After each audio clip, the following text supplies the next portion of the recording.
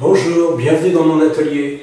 Concernant mes sculptures, à part celles qui sont en métal, que j'ai conçues à partir de plaques cintrées, pliées et soudées, toutes les œuvres ici ont été réalisées en taille directe, dans différents bois et pierres.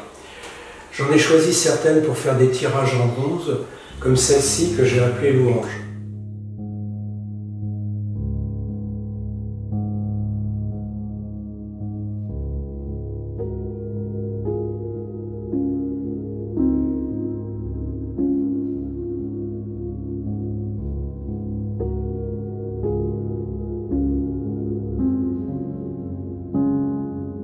Comme vous pouvez le voir, ce sont des éléments imbriqués qui forment pour chaque totem un rythme différent, évoquant des chemins, des passages, des traversées, des élévations, des équilibres. Je pars à chaque fois à l'aventure et bien souvent le titre se place en cours de réalisation. Ce qui caractérise mon travail, c'est sa construction. Contrairement à la verticalité des sculptures, je compose mes dessins et mes aquarelles dans des horizontalités que j'ai appelées espaces de matière, de lumière et de fluidité. Vous pouvez en voir quelques-unes.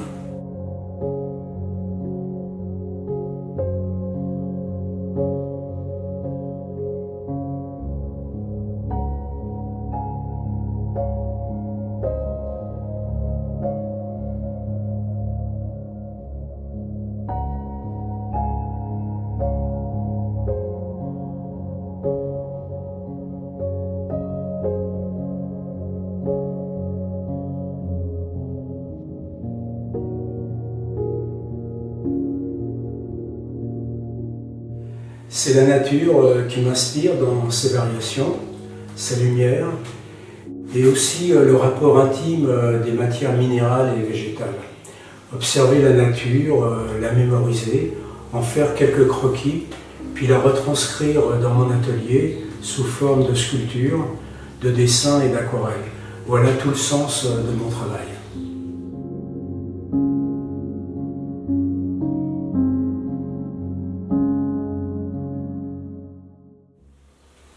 Concernant mon parcours, j'ai connu des périodes intéressantes comme celle où j'ai été sollicité par l'atelier des enfants à Beaubourg pour réaliser des sculptures tactiles à la fois visibles et cachées en m'inspirant des œuvres exposées dans les salles.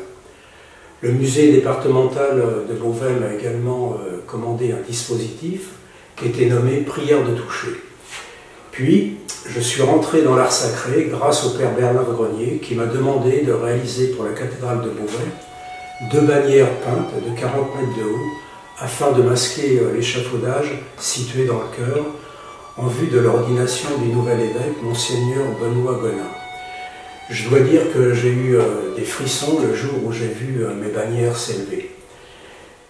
J'ai également réalisé une croix en bois de 2 mètres pour l'église moderne Notre-Dame du Rosaire à Rezé, située près de Nantes, et actuellement je travaille avec l'atelier du chemin pour créer un ensemble de vitraux d'après mes aquarelles destinés à l'église Notre-Dame de la Nativité à Armancourt dans l'Oise. Nous avons déjà posé 2 vitraux, maintenant j'attends la suite pour achever le chœur dans cette belle église gothique.